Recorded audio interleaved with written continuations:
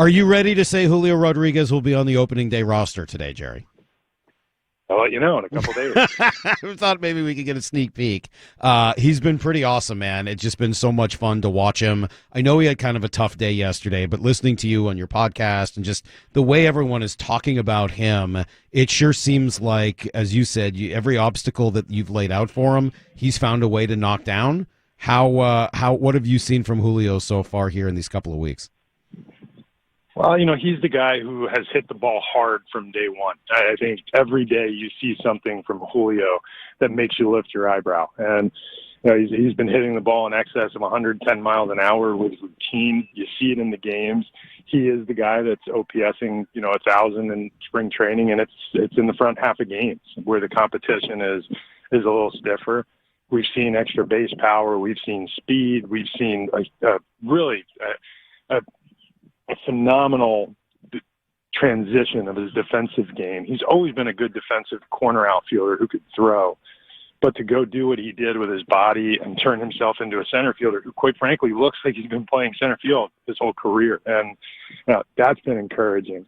His foot speed and how he has changed. It's hard to get faster in your 20s, and he's gotten considerably faster.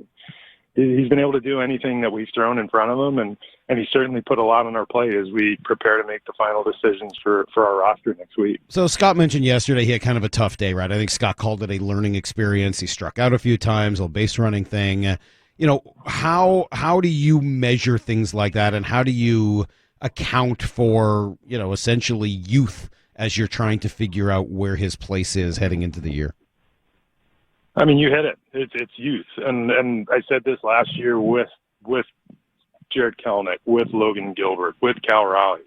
You have to understand when you're dealing with young players as they develop in the big leagues, they're going to make mistakes, and the mistakes in the big leagues get noticed a lot more than they do in Double A or Triple A, by virtue of how many people are watching and the fact that there is some urgency to the wins and the losses, and he's going to make them. He's going to get thrown out at third, making making the base running boo-boo. He's going to forget that there's 2 outs in an inning, and these are things that happen when you're 21.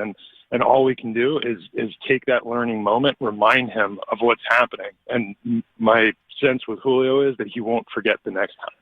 Yeah, he doesn't strike me as a mistake repeater. Brock would always talk about that in coaching football, that it's okay to make mistakes, but you don't want to be a mistake repeater. He learns very quickly. I think you've heard me say before, he's very smart, and he's a great listener. He asks excellent questions. And believe me, no one walked away from that game yesterday feeling that they learned more than Julio. He'll take that. He'll come in today, and it will be a focus for him. It's an easy mistake to make. It looked like the ball was going to be an infield play, and it squeaked through, and he allowed himself to get caught up in that moment. Mm-hmm. The strikeouts are going to happen. Part of being a hitter with power in this league is that you're going to strike out, especially as you start to see more refined breaking stuff and command than you've ever seen before.